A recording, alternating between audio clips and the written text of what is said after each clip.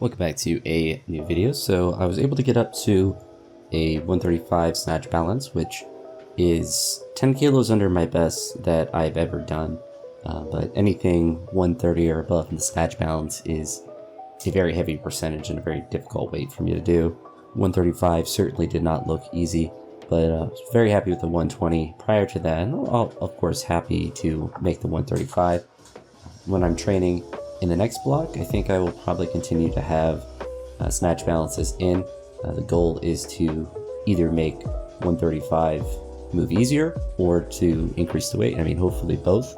It's always kind of the general goal, but as I've built more years or gotten more years into lifting, I realize it's not just getting to a higher number that's important, but also the quality of the reps prior to that.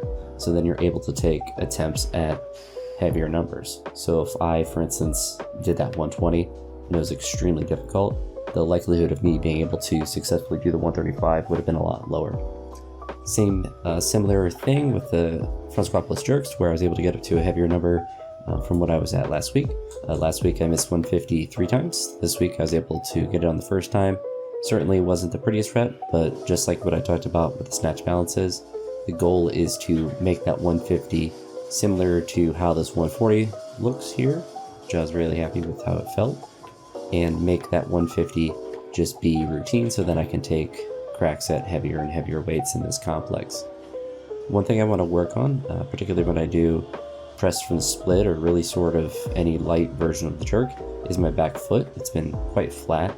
A lot of that's just because I think I have pretty mobile ankles, unfortunately or fortunately, but I think as a result I don't have the best tension when I'm holding my foot, but that's something I can work on and hopefully get a little bit better. Certainly happy to hit that 150 for the front squat plus jerk, especially because I've been struggling at it for the last couple weeks. Here are some front squats. You can see I'm starting to pitch forward pretty bad here on the 175, but intelligence and technical breakdown doesn't really slow me down. So I did this 190, I had to walk forward to stabilize it. In the back of my mind, I was hoping to maybe do it for a double, but it just wasn't in the cards, obviously, with how difficult that is. But then once we get to this next 3-week block, if I'm able to make 190 look a little bit better, to make it look a little bit easier, not have to walk it forward because I'm so far pitched forward, that's one goal, but also to hopefully either do it for a double or to be able to do more weight. I still have my best front squat ever is 195, so 190 is an extremely high percentage of my lifetime best, which I've only done 195 a single time. So anytime I get to 190, very similar to how I mentioned with the snatch balance, it's an extremely high percentage, even though it's actually very close to my 1 rep max.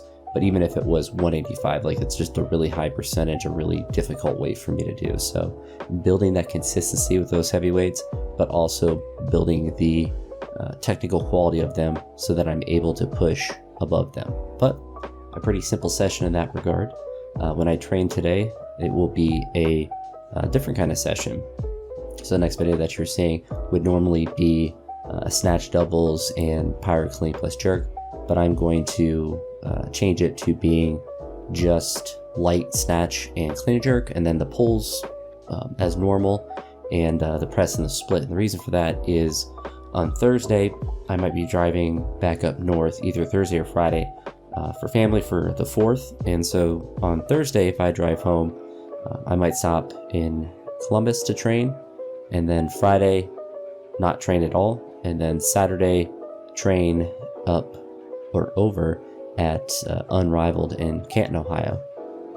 I definitely will travel and train at Unrivaled on Saturday.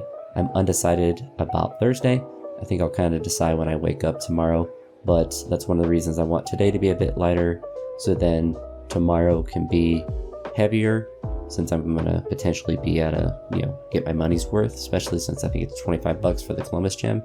The Canton gym's only $10, which is much more reasonable for a day pass, but I can splurge on those things occasionally. It's not too big of a deal.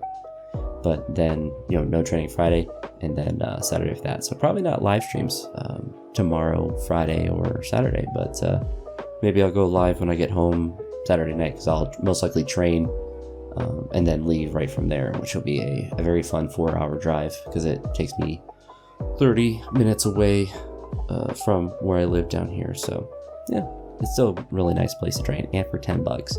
I was kind of like, I'd forgotten how cheap the day passes were, but just because it's just a well-run gym. But anywho, that's it for this one. I'll talk to you on the next one. Have a great day. Peace.